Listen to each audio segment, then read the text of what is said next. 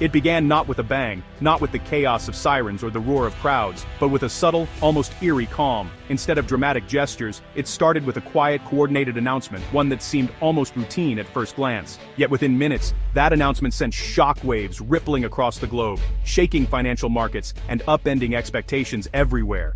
This morning, December 21st, 2025, the world woke up to a new economic reality. One that few had truly anticipated, and even fewer were prepared for. Canada, long seen as America's quiet northern neighbor, has just pulled off one of the most significant diplomatic maneuvers of the century, stunning both allies and rivals alike. Prime Minister Justin Trudeau announced the Pacific Prosperity Accord, a $214 billion trade deal with 12 of Asia's fastest-growing economies, a pact that instantly redefines the global economic landscape. The United States, not invited. For the first time in decades, America finds itself on the outside looking in. Simultaneous press conferences in Ottawa, Tokyo, and Seoul made the message unmistakably clear. A new economic bloc has formed, stretching from British Columbia's Pacific shores all the way to the bustling cities of Southeast Asia. This isn't just another trade agreement, it's a fundamental realignment of global power, a reshuffling of alliances that will echo for generations. For the US, it's a geopolitical wake-up call, a jolt that has left policymakers and analysts scrambling for answers. The old narrative of America leading and allies following has been shattered, replaced by a new story of independence and shifting loyalties. The PPA is the result of years of secret negotiations, conducted while Washington was distracted by domestic turmoil and internal divisions. Canadian diplomats quietly built bridges across the Pacific, forging relationships and laying the groundwork for a future not tied to America's whims or uncertainties. The scale and secrecy of the deal have left US officials scrambling, caught off guard by the speed and scope of Canada's bold move. This is about more than dollars or trade balances. It's about who gets to write the rules of global commerce for the next generation, and who will shape the future of international cooperation. Today, Canada has made a bold play for that role, backed by a powerful coalition of Asian nations eager for a new kind of partnership. The northern border, once a symbol of partnership and shared destiny, now marks a new economic dividing line, one that may define the coming era. As the sun rises over Washington, one question hangs in the air, echoing through the halls of power. How did Washington not see this coming? And what happens next? What exactly is the Pacific Prosperity Accord, and why is it making headlines around the world right now? At its core, the Pacific Prosperity Accord, often called the PPA, is a sweeping, ambitious free trade agreement that forges new economic links between Canada and a dozen of Asia's most dynamic economies.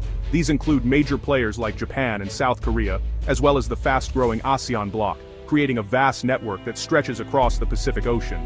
The initial commitments are staggering, totaling $214 billion over the next 10 years, with expectations that this figure will only grow as more sectors and industries come on board. The PPA slashes tariffs on thousands of goods, opens up new markets for services, and sets some of the world's highest standards for labor rights and environmental protections. This means not just more trade, but better trade. Trade that aims to benefit workers and the planet. Negotiations, codename Project North Star, began 3 years ago under a veil of total secrecy. Diplomats used encrypted communications and signed strict non-disclosure agreements, all to keep the talks hidden from Washington and avoid any outside interference. The goal was clear: prevent US interference and build a seamless, resilient economic corridor that would allow goods, services, and investments to flow freely across the Pacific, independent of American influence. For Canada, the PPA means guaranteed preferential access for its abundant natural resources and agricultural products to Asia's booming, rapidly expanding markets, opening doors for farmers, miners, and exporters nationwide.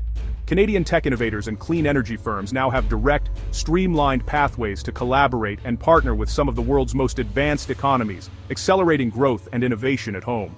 For Asian signatories, Canada offers something invaluable: stability, reliability, and a steady supply of resources, food, and energy, especially as global supply chains face increasing uncertainty.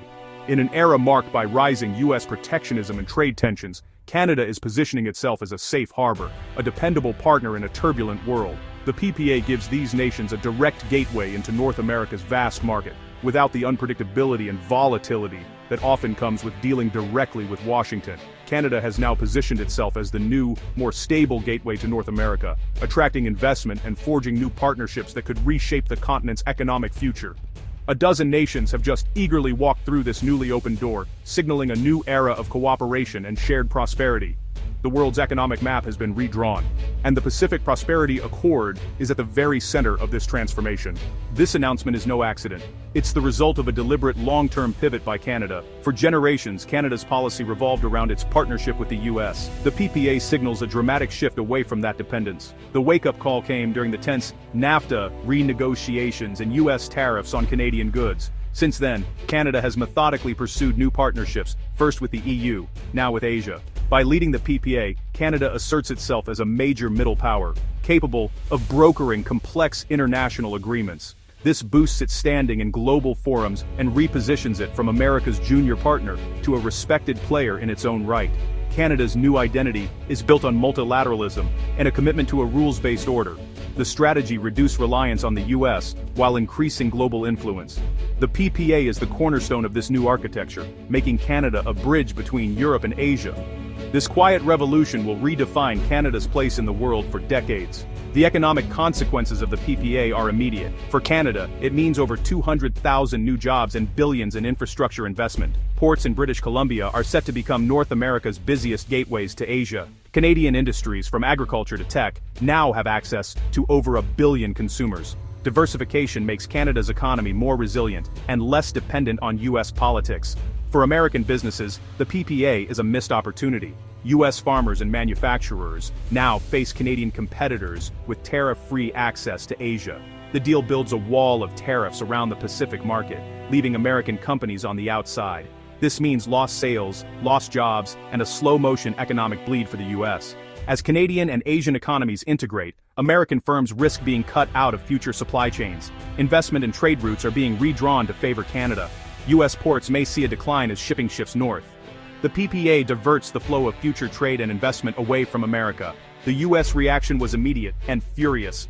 Donald Trump called the deal a stab in the back and demanded retaliatory tariffs on Canadian goods. His outrage set the tone for panic in Washington. Congress erupted in shock and indignation, blaming the administration for missing the signs.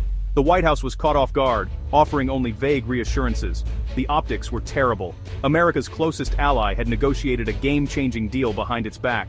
The administration now faces accusations of catastrophic foreign policy failure. The fear in Washington is real. The PPA could unravel the post-war order America built. The panic isn't just about economics, it's about the terrifying realization that America's global leadership is no longer guaranteed. To understand today's announcement, look at Canada's long, complicated history with the US. For decades, 75% of Canadian exports flowed south, creating prosperity, but also deep vulnerability. The Trump era made that dependence painfully clear. Tariffs, threats, and uncertainty forced Canada to rethink its future. The consensus: Canada had to diversify or risk its economic sovereignty. Deals with the EU and the CPTPP were the first steps. The PPA is the boldest move yet. Canada's declaration of economic independence.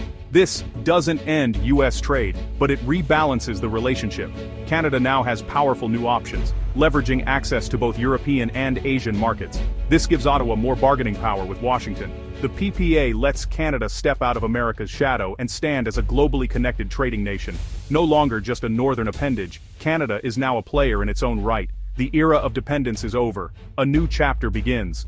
The PPA is a tale of two foreign policy styles. Canada's quiet, multilateral diplomacy stands in stark contrast to America's recent confrontational protectionism. Canadian diplomats spent years building consensus, listening, and finding win-win solutions. Their approach: international cooperation and a rules-based system. America's approach: unilateral actions, public threats, and a transactional view of alliances. The result? Canada's patient diplomacy delivered a $213 billion trade boom and a powerful new network of alliances. America's confrontational style led to its exclusion and growing isolation.